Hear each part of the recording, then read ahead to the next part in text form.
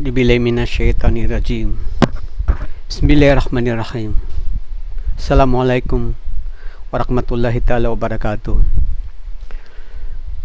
This video segment is all about the preaching of Islam, on the importance of knowledge as ordained by Allah in the Holy Quran, that runs in part Iqra bismi rabbikal ladzi khalaq,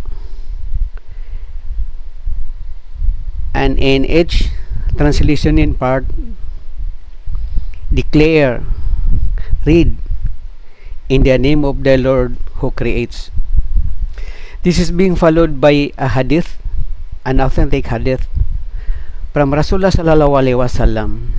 Among his sayings, we trans this way: seek knowledge from cradle to grave.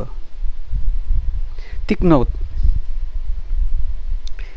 when this revelation on Iqra was revealed, it was not being addressed to a specific group of believers, specific group of tribe or nation whatsoever, but this is being addressed to the whole of mankind. Remember, take note, it says declare or read in the name of the Lord who creates. It's dedicated to you, to me, and to everybody. It did not specify as to what gender, male or female, as to what age, children, baby, old, male or female, and everything. Then followed up by hadith from Rasulullah sallallahu alaihi wasallam, and he says, seek knowledge from your cradle up to grave. So it means to say that the time you had this, when your mind is in the right thinking or the right age, it is being incumbent upon you to search, seek knowledge from your cradle up to grave. Then it did not again specify as to what gender, what age, what nation, what tribe, what group of believers, but for everybody. It did not specify both this Quranic verse and this hadith. It did not specify as to what specific field of study, like for example politics, mathematics, science, and so on and so forth, but the whole. Anything, every knowledge that has something to do with our daily survival in this material world. This means that once one fails to obey the law, that is to seek knowledge, he will be answerable to his Creator Allah during the day of judgment. Why is it then that this knowledge came first before anything else? Because Allah knows that it is only right and correct knowledge that we will discover Him, that we will know Him, that we will know how to worship Him, how to praise Him, and everything that is incumbent upon us to make us live in this world successful and in the second world. We Muslims, we are being told that the key to paradise is Salah, this 5 times a day prayer.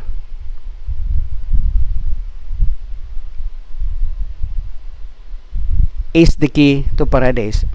So this goes to show that even we have perfected the other pillars of Islam, such as zakat, that's the legal alms, 2.5% of our annual income, savings income, that will be distributed among the needy and poor, and the fast during the month of Ramadan, and Hajj, pilgrimage to Mecca once in a lifetime, if you have the way and if you have the means. If our five times a day prayer or salah fails, still we cannot enter paradise because we don't have the key. We don't have the key, and that is the correct salah or the approved salah. This 5 times a day prayer. Then the question is, why is it in that? If this is how heavy, how important is salah, why is it that this order came years later?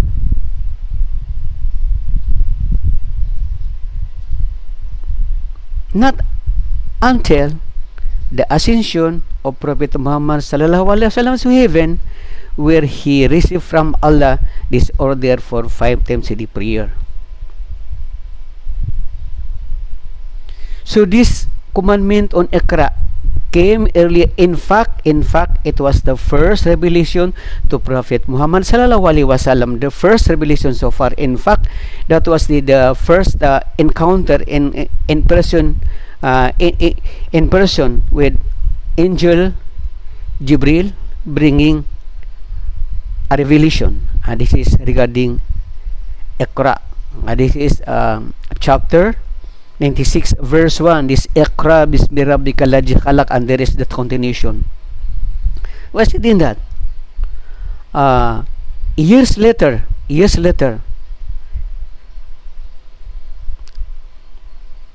after the revelation of Iqra, then we have known this 5 times a day prayer when the Prophet sallallahu alaihi wasallam ascended to heaven. It is because Allah knows very well that the key to appreciate, the only way to appreciate a thing or to love a thing is by knowing it well. That's why knowledge has given the priority before anything else. We can never appreciate anything. We can never evade or appreciate or do something not unless we know them well. And most of all, how can we worship Allah? How can we praise Him